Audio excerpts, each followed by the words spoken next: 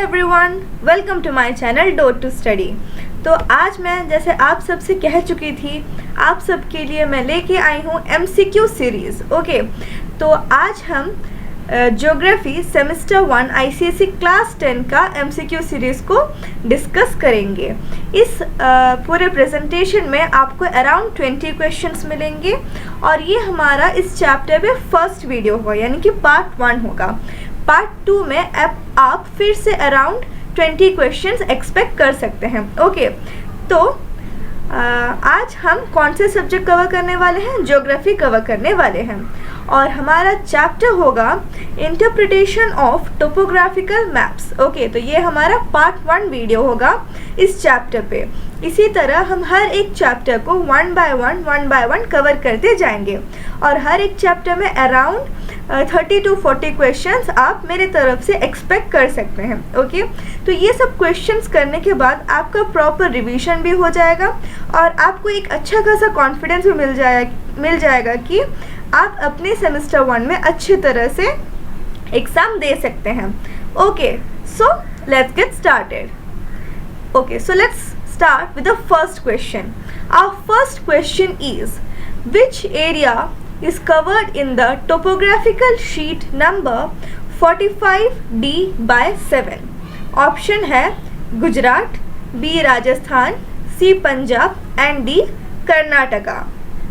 So yes, here you have time to write the answer and the answer is Gujarat. तो ये 45D/7 हमारे topographical sheet के title में लिखा होता है। ओके, तो आपको वो ध्यान में रखना रहता है। इधर मैं आपको 45D/7 डायरेक्ट दे रही हूँ। आपको शायद क्वेश्चन में ऐसे भी आ सकता है कि वो टोपो शीट का पिक्चर इमेज दिया गया होगा जिसमें टाइटल भी दिखाया गया होगा और उधर टाइटल में 45D/7 लिखा गया होगा और आपको पूछा गया होगा कि कौन सा एरिया ये टोपोग्राफिकल शीट कवर करता है। देन ऑल्सो 45D/7 है, तो आंसर हमारा गुजरात होगा। ओके, सी इधर मैं जैसे आपको एग्जाम्पल के लिए एक इमेज दी हूँ। इधर ये ऊपर आप देख सकते हैं कि ऐसे लिखा जाता है title, extract of survey of India map sheet number 45D/10। Okay, इधर 45D/10 है, आपका 45D/7 भी आ सकता है।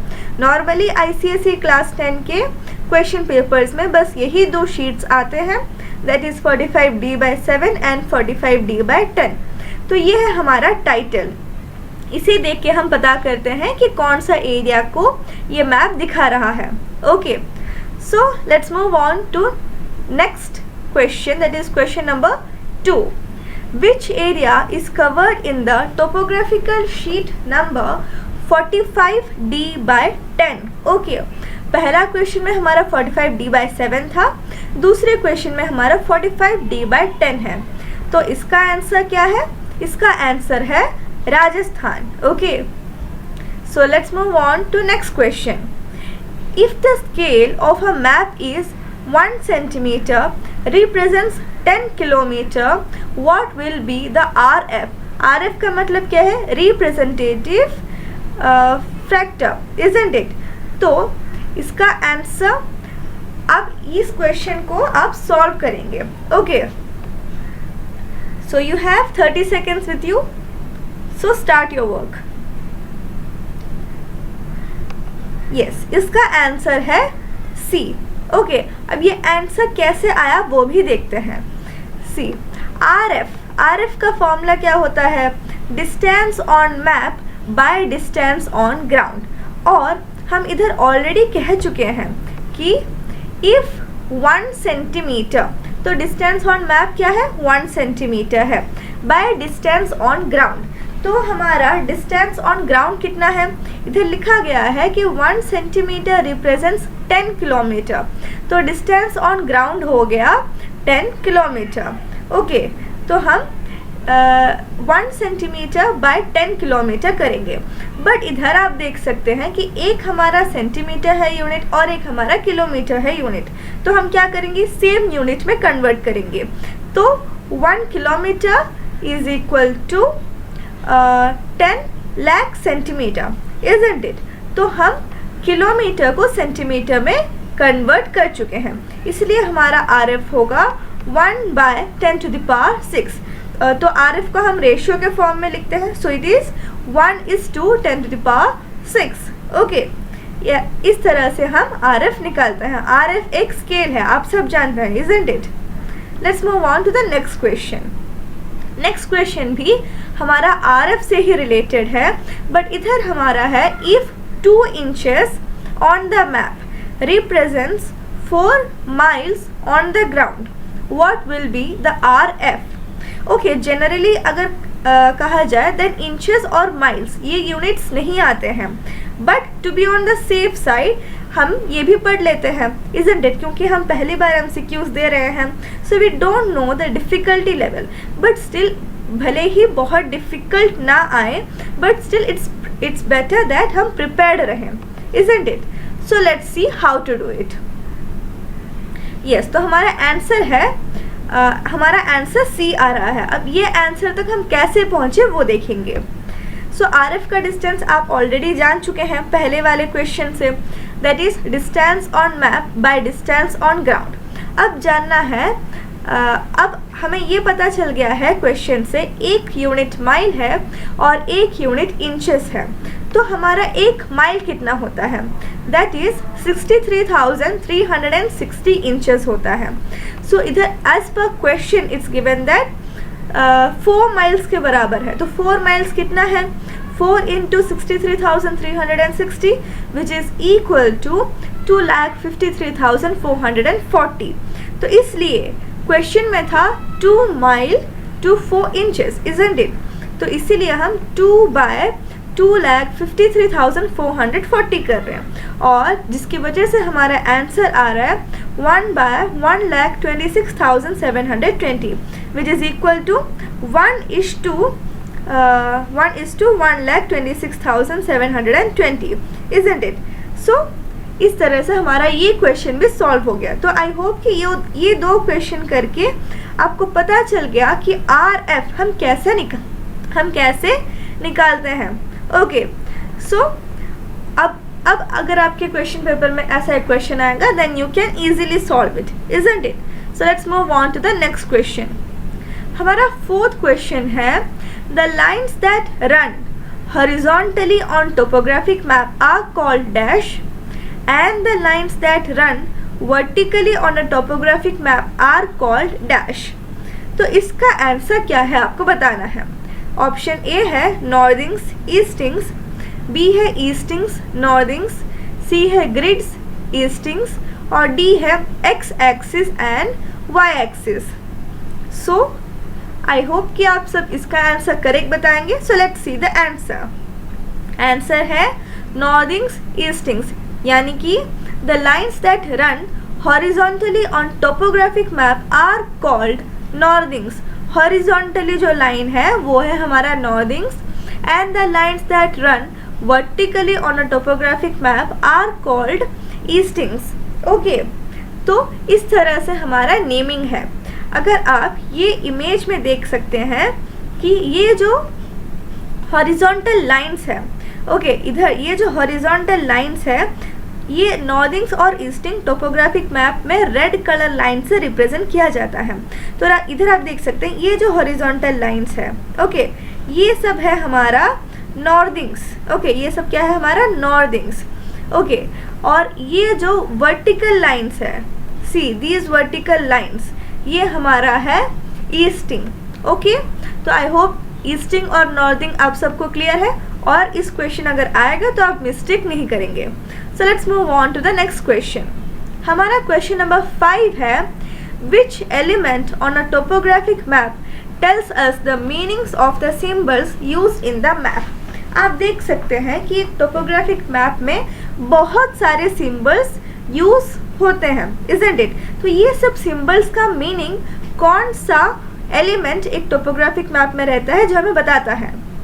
सो ऑप्शन ए है grid, B legend, C eastings and D northings. तो हमारा आंसर है लीजेंड। ओके, तो ये टोपोग्राफिक मैप के पूरे नीचे बॉटम पार्ट में रहता है और ये कुछ इस तरह से दिखता है। ओके, सो लीजेंड क्या है आपको पता चल गया। अब बढ़ते हैं नेक्स्ट क्वेश्चन की तरफ। The next question is which type of road is shown here, that is ये जो एरो मार्क से जो रोड शो हुआ है, ये वाला रोड, ये कौन सा टाइप का रोड है। A metal road, B unmetal road, C footpath and D car track.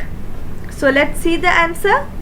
Yes, I hope कि इसका आंसर आप सबको पता ही है। इसका आंसर है मेटल रोड। तो इस तरह से भी क्वेश्चन आ सकता है, इसलिए you make sure that you know the symbols that are used in a topographic map. Okay, so let's move on to the 7th question. The lines that join places having the same height above or below a reference level such as mean sea level is called dash। हमारा options है A contour lines, B relief, C form lines and D slope। So I hope कि इसका answer आप सबको पता होगा and I think by now आप सब आंसर कह भी चुके होंगे, isn't it? Yes, the correct answer is contour lines। contour lines आप सब मैप में, टोपोग्राफिक मैप में बहुत ही जगह पर देख सकते हैं, क्योंकि हम ये contour lines देख कर ही वो फिजिकल फीचर्स को आइडेंटिफाई करते हैं, isn't it? तो इधर आप देख सकते हैं, ये है हमारा contour lines। तो ये contour lines में जो ये नंबर लिखा गया है 500, 400, 300, इसका मतलब है दिस इज 500। ये जो पूरा एरिया है ये मीन सी लेवल से 500 मीटर ऊपर है। ओके, ये जो 400 लिखा गया इसका मतलब है ये जो पूरा एरिया है ये मीन सी लेवल से 400 मीटर ऊपर है। तो ये है हमारा कॉन्टर लाइंस। तो ये जो है ये पूरा एक्यूरेट कितना हाइट में है बताता है। और इधर आप देख सकते हैं ये है फॉर्म लाइंस। ओके, ये फॉर्म लाइंस कंटिन्यूअस लाइंस नहीं होते हैं, दे आर ब्रोकन लाइंस। ये भी रिलेटिव हाइट ही बताते हैं, बट ये जो है ये एक्यूरेट नहीं होता। Okay, it's just an average. Okay, it's just an approximate measure. Form lines just give an approximate height. Okay, तो ये है कॉन्टर लाइंस और ये है हमारा form lines. So let's move on to question number 8. Which physical feature is shown in 9284? तो ये क्या है हमारा 9284 हमारा 4 फिगर ग्रिड रेफरेंस है, isn't it?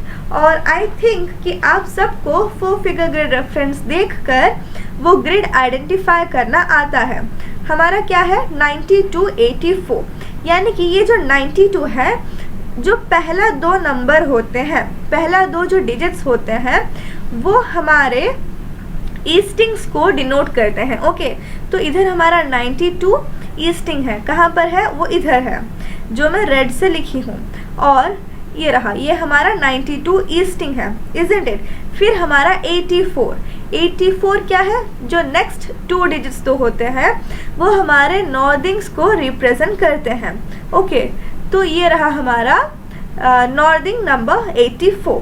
तो ये 92 84 ग्रिड कहाँ पर है, इधर आप देख सकते हैं, इजंट इट। इधर आप, जैसे मैं बता चुकी हूँ 90 मीन्स 4 फिगर ग्रिड रेफरेंस को कैसे आइडेंटिफाई करना है, तो आई होप कि अभी आपको पता है कि कैसे आइडेंटिफाई करना है। तो ये है हमारा 92 84 वाला ग्रिड, इजंट इट। तो इसमें कौन सा फिजिकल फीचर आपको दिख रहा है। इधर आप देख सकते हैं कि ऐसे कॉन्टर लाइंस बहुत सारे हैं, और ये कॉन्टर लाइंस को डिवाइड करते हुए बहुत सारे वाटर स्ट्रीम्स है, इजंट इट। तो ऐसे फिजिकल फीचर कौन सा है, so the answer is water shade. Okay, so this is a water shade या वाटर डिवाइड, इस दोनों ही नाम से ये फिजिकल फीचर जाने जाते हैं। ओके, सो लेट्स सी और कौन कौन से इम्पोर्टेंट फिजिकल फीचर्स है जिसे हमें जो सब हमें पता होना चाहिए। मीन्स अगर आप कॉन्टर लाइंस देखकर कौन कौन सा फिजिकल फीचर्स आइडेंटिफाई करना आपके लिए इम्पोर्टेंट है। तो जनरली ये जो 4 फिजिकल फीचर्स है यही क्वेश्चंस में आते हैं। पहला है हमारा वाटरशेड या फिर वाटर डिवाइड, जिसमें कॉन्टर लाइंस को ऐसे वाटर यानी कि रिवर्स जो है कट कर रहे होते हैं, तो ये हमारा वाटरशेड या वाटर डिवाइड। उसके बाद हमें जानना है रिज के बारे में। रिज में ऐसे बहुत सारे जो हाई पीक्स, बहुत सारे हाई पीक्स हम देख सकते हैं। See like here you can see 700 ही 4 पीक्स है। ओके, 700 मीटर हाइट में 4 पीक्स है। So such a physical feature is known as ridge. उसके बाद थर्ड आप देख सकते हैं एस्कार्पमेंट। एस्कार्पमेंट हम कैसे पता कर सकते हैं? एस्कार्पमेंट में एक तरफ, एक साइड में ये जो कॉन्टर लाइंस जो होते हैं बहुत ही पास होते हैं। ओके, तो पास जब कॉन्टर लाइंस होते हैं इट मीन्स कि वो स्लोप जो होगा वो बहुत ही स्टीप स्लोप होगा। दूसरी तरफ आप देख सकते हैं कि कॉन्टर लाइंस जो है बहुत, इधर आप देख सकते हैं, सी इधर जो कॉन्टर लाइंस है ये सब दूर दूर में है, बट इधर जो कॉन्टर लाइंस है ये सब बहुत बहुत पास पास में है। तो जो कॉन्टर लाइंस पास पास में है this indicate a steep slope, whereas the contour lines that are a bit far apart they indicate a gradual slope। okay, तो ऐसे फिजिकल फीचर्स को हम कहते हैं एस्कार्पमेंट। Okay, escarpment. और जो फोर्थ फिजिकल फीचर जो जानना ज़रूरी है वो है कोनिकल हिल। ओके, कोनिकल हिल कुछ इस तरह से दिखता है। सो बाय नाउ आप चारों फिजिकल फीचर्स को अच्छे तरह से जान चुके हैं, इज़न्ट इट? अगर आप ये 4 फिजिकल फीचर को जान लेंगे देन जो भी क्वेश्चन आता है फिजिकल फीचर से रिलेटेड टोपोग्राफिक मैप में वो सब आप उन सब का आप आंसर दे पाएंगे। So let's move on to the next question. Next question है which drainage pattern is shown in 1804। Again हमारा 4 फिगर ग्रिड रेफरेंस दिया गया है and you have to identify which grid is it. 18 यानी कि ये है हमारा easting. Okay, 18 then 04 which represents the northing. तो हमारा इधर ग्रिड आप देख सकते हैं कौन सा है। See this is the grid 1804। तो ऑप्शंस क्या है? Radial, dendritic, trellised, disappearing stream. तो इसमें से कौन सा है answer? Yes, if you know the drainage patterns then you can easily answer it, क्योंकि बहुत ही क्लियरली दिख रहा है। So the answer is trellised. Trellised क्यों है? क्योंकि इधर आप देख सकते हैं ये ग्रिड में कि जो वाटर स्ट्रीम्स है, जो वाटर चैनल्स है वो मेन रिवर से वो लोग जो है 90 डिग्रीज में सेपरेट हो रहे हैं, इज़न्ट इट? 90 डिग्रीज में वो सब ये ड्रेनेज पैटर्न आप देख सकते हैं, इज़न्ट इट? सी इधर ये मेन एक चैनल जा रहा है जिससे 90 डिग्रीज पे ये वाटर चैनल्स है। तो इस तरह के ड्रेनेज पैटर्न को हम कहते हैं ट्रेलाइज्ड, जिसमें वाटर चैनल्स 90 डिग्रीज में हो। ओके, तो ड्रेनेज पैटर्न 4 तरह के ड्रेनेज पैटर्न रहते हैं जिन सबको जानना इम्पोर्टेंट है, क्योंकि इधर मैं आपको ट्रेलाइज्ड ड्रेनेज पैटर्न का क्वेश्चन भी हो सकता है कि क्वेश्चन में मीन्स आपके क्वेश्चन पेपर में और कोई ड्रेनेज पैटर्न आ जाए लाइक रेडियल, डेंड्राइटिक और डिसअपियरिंग।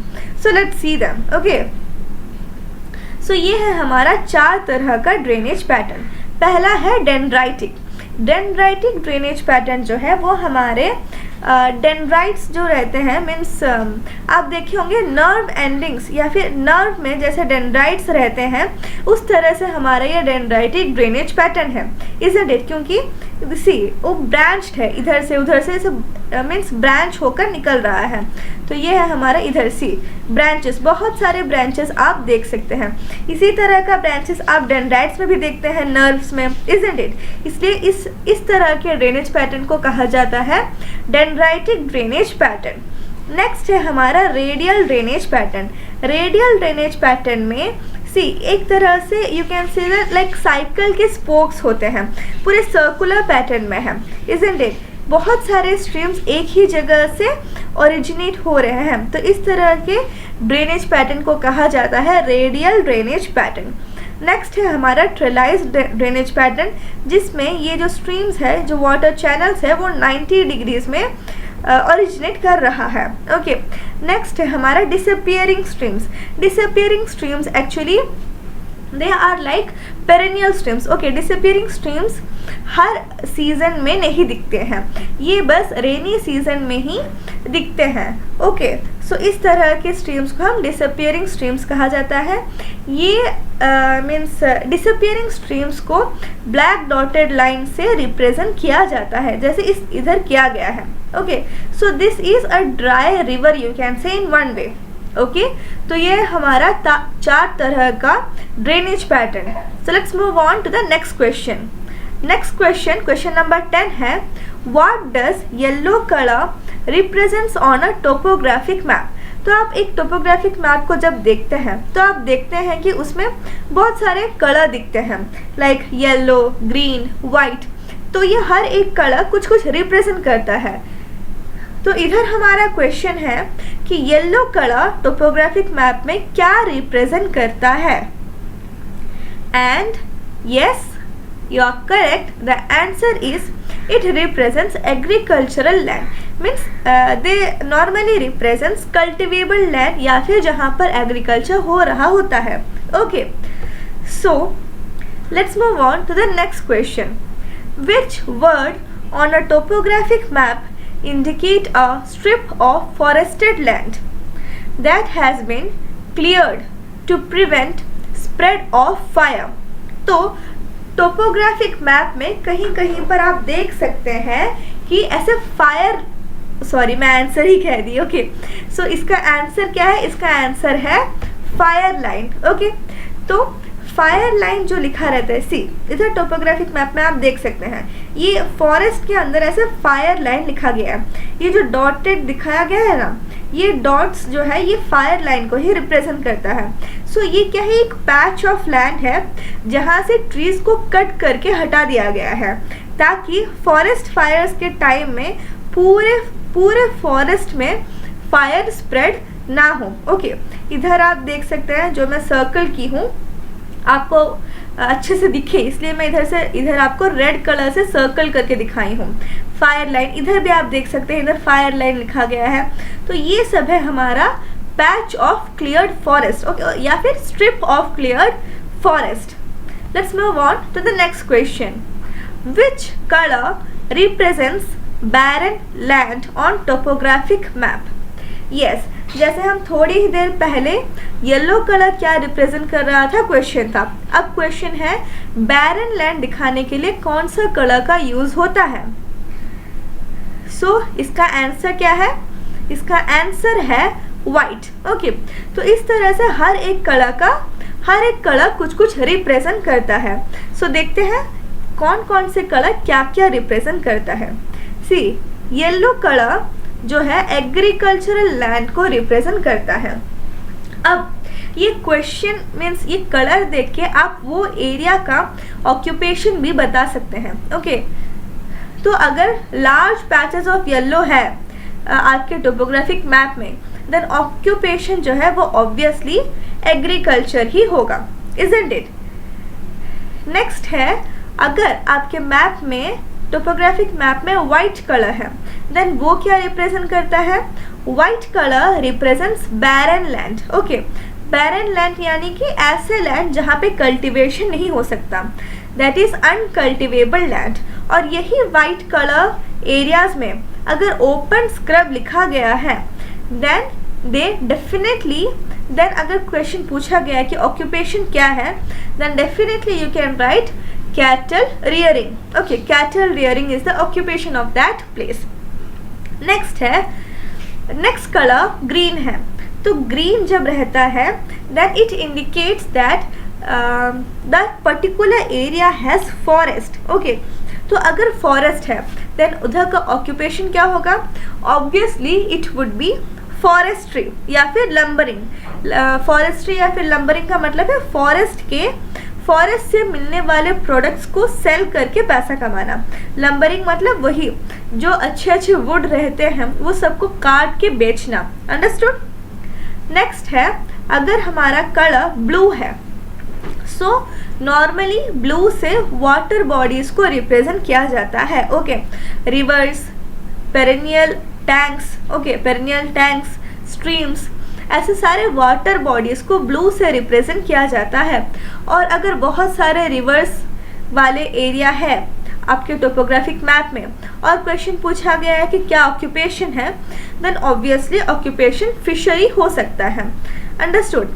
नेक्स्ट है, अगर कलर ब्लैक है then black colour indicates non perennial stream या इरेगुलर स्ट्रीम या फिर डिसअपीयरिंग स्ट्रीम को भी ब्लैक डॉटेड लाइन से ही दिखाया जाता है, इजंट इट। नेक्स्ट, अगर कलर ब्राउन है देन आप देख सकते हैं कि कभी कभी मैप में दिया रहता है जैसे ब्राउन डॉट्स बहुत सारे, सो सच रिप्रेजेंट और such colour represents sandy areas, means वो बताते हैं कि ये जो एरिया है यहाँ पे बहुत ही लार्ज अमाउंट में सैंड है, so they are sandy areas and they have sand dunes, okay, sand dunes है होते हैं उधर। इतना आपको समझ में आ गया, isn't it. So let's move on to the next question. Next question है, which feature can be see इन 8004, दैट इज 8004। 80 हमारा इधर देख सकते हैं ईस्टिंग 8004, यानी कि ये है हमारा ग्रिड, ओके। तो ये ग्रिड में आप देख सकते हैं ये जो फीचर्स है, ओके, ये छोटे छोटे फीचर्स है, तो ये क्या है पूछा गया है। ऑप्शन है हमारा हिल, प्लेटूज, ब्रोकन ग्राउंड, रिज। तो आप सब थोड़ी ही देर पहले मैं आपको बताई थी कि कॉनिकल, हिल, रिज ये सब कैसे रिप्रेजेंट किए जाते हैं, और प्लेटूज भी इट्स ऑब्वियस कि वो सबको कॉन्टर लाइन से ही रिप्रेजेंट किया जाएगा। तो ऑब्वियसली आंसर क्या है, ब्रोकन ग्राउंड, ओके। तो ये जो दिखाया गया है, जो छोटा जो दिखाया गया है, ये these represents broken ground, okay. So yes, the answer is broken ground. अब अगर आपके टोपोग्राफिक मैप में ब्रोकन ग्राउंड दिखाया गया है देन उससे रिलेटेड और भी कई सारे क्वेश्चंस बन सकते हैं, ओके। इसलिए it's important that you understand about broken ground. So broken ground indicates that the area experiences seasonal rainfall. अब ऐसा क्यों कहा गया है, because they are caused by alternate dry and wet periods and heavy rainfall or flood which causes the soil to crack. See, as I said, seasonal rainfall यानी कि कुछ particular seasons में ही रेनफॉल होंगे, हमेशा रेनफॉल नहीं होंगे, तो जिसकी वजह से कभी कभी बारिश होता है, फिर धूप अच्छा खासा हो जाता है, इसलिए alternate dry and wet periods होता है, जिसकी वजह से हमारा सॉयल जो है वो क्रैक होने लग जाता है, ओके। या फिर हेवी रेनफॉल या फ्लड की वजह से भी ये सॉयल क्रैक होता है। नेक्स्ट क्या है, these are heavily eroded soil found along the banks of seasonal rivers or streams, okay। seasonal rivers यानी seasonal rivers में हर मीन्स पूरे ईयर लॉन्ग पानी नहीं रहता, they have water only in the rainy season, okay। तो ये जो broken grounds है जनरली seasonal rivers के banks में देखे जाते हैं। और इधर के सॉइल किस तरह का होता है, soil is generally soft and Sandy, okay. तो मैं आप सबको ये पॉइंट्स क्यों बताएं, क्योंकि क्वेश्चन ऐसे आ सकता है कि सी यही टोपोग्राफिक मैप को दिखाकर पूछा जा सकता है कि what type of rainfall does this place receive, okay. तो आप क्या बताएंगे अगर आपको ये सब ये ब्रोकन ग्राउंड के सिग्निफिकेंस के बारे में नहीं पता। अभी आप ब्रोकन ग्राउंड देख के बता सकते हैं कि they experience seasonal rainfall, isn't it. So let's move on to the next question.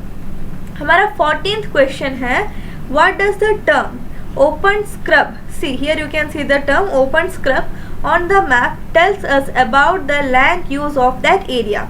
इसके बारे में ऑलरेडी मैं जस्ट थोड़ी ही देर पहले आपके साथ डिस्कस कर चुकी हूँ। Yes, and the answer is sheep and goat rearing, isn't it, यानी कि कैटल रेयरिंग है इधर का land use, okay. So let's move on to the next question, that is question number 15। What is the compass direction of Fatehpur from Rampura. पहले तो आपको find करना है कि ये मैप में फतेहपुर और रामपुर कहाँ पर है? फतेहपुर हमारा इधर है और रामपुर हमारा इधर है, isn't it?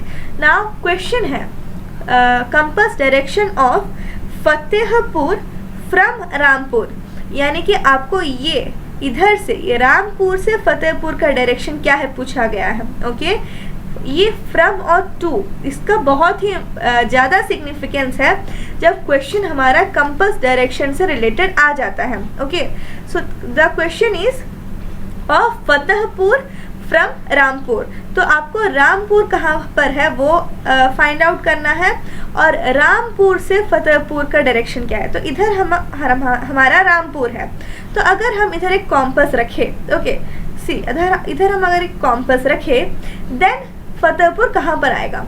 See here like this, तो इधर हमारा north, south, east, west, isn't it, और फतेहपुर इधर आ रहा है साउथ और वेस्ट के बीच में, तो हमारा डायरेक्शन होगा south west. Okay, so let's see the answer is south west. तो ये जो फ्रॉम का इम्पोर्टेंस बहुत है।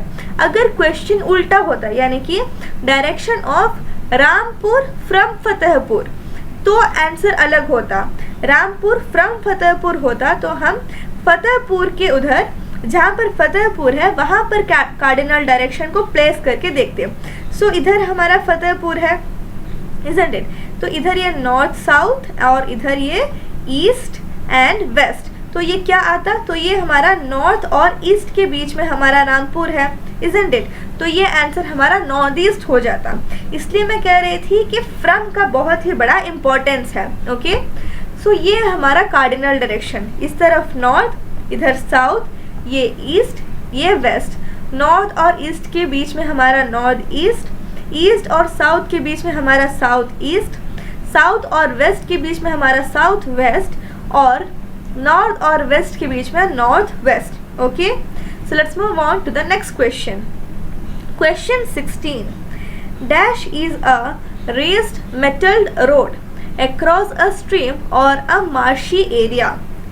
यस, तो आपको ये सब चीज़ें लाइक कॉजवे क्या है, ब्रोकन ग्राउंड क्या है, एम्बैंकमेंट क्या है, हाईवे क्या है, ये सब के बारे में पता होना चाहिए, तभी जाके आप इस क्वेश्चन का आंसर बता सकते हैं। So the answer is causeway. Okay, so causeway ही बहुत बार मीन्स जनरली क्वेश्चंस में आते हैं। ओके, सो कॉजवे, सी ये मैप में आप देख सकते हैं बहुत सारे जगह पर ऐसे कॉजवे पूरा लिखा गया रहता है। ओके, और मैं इधर आपको अच्छे से दिखे इसलिए मैं इधर सर्कल कर दी हूँ रेड से। सी ये मेटल रोड है और इसके पास ही कॉजवे कॉजवे कॉजवे इधर इधर हर जगह पे लिखा गया है, यानी कि ये सब जो है ये सब कॉजवेज है। ओके, कॉजवे क्या होता है? It's a raised road. Okay, so let's move on to question number 17। Which type of settlement can be seen on the map? इधर आप मैप में कौन से टाइप का सेटलमेंट देख सकते हैं? अगर आपको टाइप्स ऑफ सेटलमेंट के बारे में अच्छे से आइडिया है, then you can answer the question easily. Yes, the answer is nucleated settlement. तो एक बार हम सारे सेटलमेंट्स के बारे में भी पढ़ लेते हैं, isn't it? तो 4 तरह के सेटलमेंट्स होते हैं। पहला है लीनियर सेटलमेंट में ये जो हाउसेस जो रहते हैं वो जनरली रोड्स के अक्रॉस या रिवर्स के अक्रॉस या स्ट्रीम्स के अक्रॉस पूरे लग के उसी के बैंक में होते हैं, as you can see here, isn't it. Next हमारा है डिस्पर्स। इधर आप देख सकते हैं कि ये सब जो है पूरे, सपोज अगर ये तो इधर रोड दिखाया गया है तो ये रोड के पूरे साइड में है, या फिर रिवर्स भी हो सकता है, तो रिवर्स के साइड में ऐसे हर तरह से, तो ऐसे एक सेटलमेंट को हम लीनियर सेटलमेंट कहते हैं। नेक्स्ट है हमारा डिस्पर्स सेटलमेंट्स। ये जनरली विलेजेस में देखे जाते हैं जहाँ पर हर एक घर जो है सो दूर दूर में सिचुएटेड है। Okay, so these houses are located far apart. Next है हमारा रेडियल सेटलमेंट। रेडियल सेटलमेंट जैसे ही नाम से ही आप देख सकते हैं कि एक सर्कुलर पैटर्न में है। अब ये जो बीच में जो रेड कलर से दिखाया गया है, ये जो एरिया इधर आइदर फैक्ट्री हो सकता है या फिर कोई टेम्पल हो सकता है। सी ये जो एरिया है ये आइदर फैक्ट्री या फिर टेम्पल या फिर ऐसे कुछ इम्पॉर्टेंट चीज़ें होते हैं जो लोगों के बहुत ही बेनिफिशियल या फिर लोगों को उस जगह से बहुत ही ज़्यादा काम रहता है, इसीलिए लोग जो है उसी के आसपास सेटल हो जाते हैं। तो इस तरह के सेटलमेंट को हम कहते हैं रेडियल सेटलमेंट। नेक्स्ट हम देख सकते हैं न्यूक्लिएटेड सेटलमेंट। ओके, सो न्यूक्लिएटेड सेटलमेंट्स में घर सब बहुत पास में है, इजंट इट। और ये जो घर रहते हैं नॉर्मली पोस्ट ऑफिस या पुलिस स्टेशन या टेम्पल या मस्जिद ऐसे सब रीजन्स के पास रहते हैं। तो हमारे पिछले क्वेश्चन में सी इधर आप देख सकते हैं पोस्ट ऑफिस है, पुलिस चौकी है, टेम्पल्स है, तो ऐसे सब एरियाज के आसपास लोग घर बनाना चाहते हैं, इजंट इट। इसलिए ये हमारा न्यूक्लिएटेड सेटलमेंट है। So let's move on to the next question, that is question number 18। What does 3R in the grid 2103 indicate? तो 2103 ग्रिड हमारा ये है, तो इधर आप 3R देख सकते हैं। तो ये 3R क्या इंडिकेट करता है? Option A, relative height of the embankment of the dry tank. Option B, relative height of dry tank. Option C, relative depth of tank. Option E, relative height of perennial tank. Okay, तो ये option E नहीं था, ये गलती से print हो गया। Okay, so you have 20 seconds to think the answer.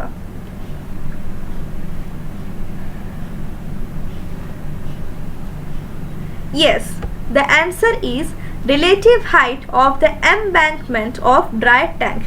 इधर आप देख सकते हैं ये जो छोटा सा white patch with dots, ये जो है ये सिंबल ड्राई टैंक को रिप्रेजेंट करता है। ओके, और अगर पेरेनियल टैंक होता जिसमें पानी है, देन ये जो टैंक है ये ब्लू कलर का होता। अंडरस्टूड। अब इसके पास आप इधर देख सकते हैं कि बहुत सारे छोटे छोटे ट्राइंगल्स टाइप का है, तो ये जो है ये हमारा एम्बैंकमेंट को डिनोट करता है या फिर रिप्रेजेंट करता है। अब यही स्ट्रक्चर के पास हमारा 3R लिखा गया है, जिसका मतलब है कि 3R जो है ये जो एम्बैंकमेंट है उसके हाइट को दिखाता है, और ये कौन सा टैंक है? ड्राई टैंक है।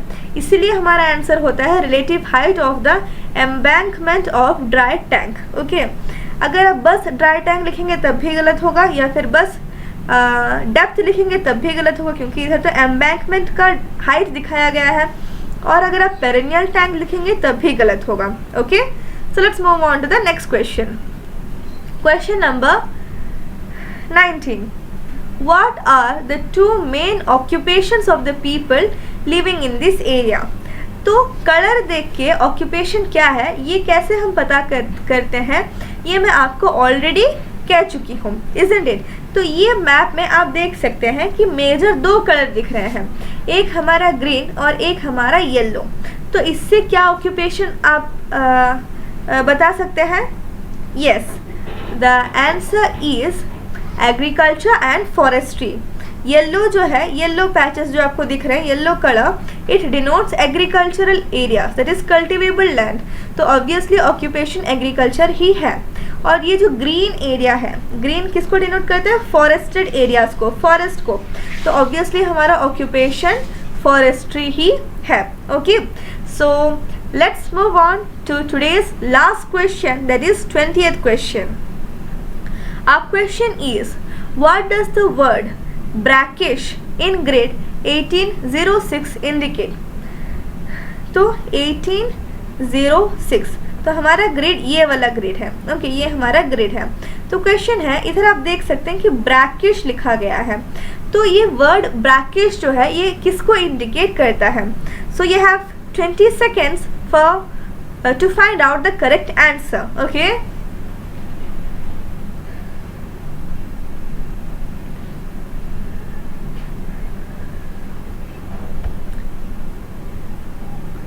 so yes, the correct answer is water unfit for drinking।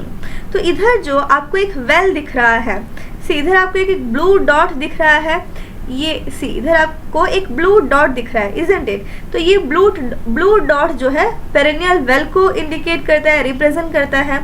तो उसके पास अगर ब्रैकिश लिखा गया है देन उसका मतलब है कि ये वेल के वाटर को हम ड्रिंकिंग पर्पस या डोमेस्टिक पर्पस के लिए यूज़ नहीं कर सकते। Okay, so the correct answer is water unfit for drinking. तो आई होप कि आज हम 20 MCQs डिस्कस किए और उससे रिलेटेड कॉन्सेप्ट्स भी मैं आपको समझाई। तो आई होप कि आप सबको सारा क्वेश्चन समझ में आ गया होगा और ये वीडियो आप सबको पसंद आया होगा। Okay, so if you like this video then don't forget to share it with your friends. और हमारा इस चैप्टर पे प्रैक्टिस यही ख़त्म नहीं होता है। Part 2 will be uploaded soon with more 20 questions. Okay, तो ये 40 questions means just imagine अगर आप हर एक चैप्टर पे 40 MCQs प्रैक्टिस करेंगे देन इट्स ऑब्वियस कि आपका कॉन्सेप्ट और कॉन्फिडेंस हाई लेवल में पहुंच जाएगा, isn't it? So part 2 will be uploaded soon. So अगर आपको ये वीडियो अच्छा लगा, अगर आपको लगा कि हाँ हम इससे समझ पा रहे हैं then don't forget to share it with your friends. Okay, and subscribe to the channel and turn on the notification bell to get the latest updates, ताकि जैसे ही मैं ये सीरीज़ पे कुछ भी वीडियो अपलोड करूँ तो तुरंत ही आपको नोटिफिकेशन मिल पाए and you won't be late. Okay, so I hope कि आप सबको ये वीडियो अच्छा लगा होगा और जल्द ही मिलते हैं नेक्स्ट वीडियो के साथ। Okay, so thank you and bye bye. Keep studying.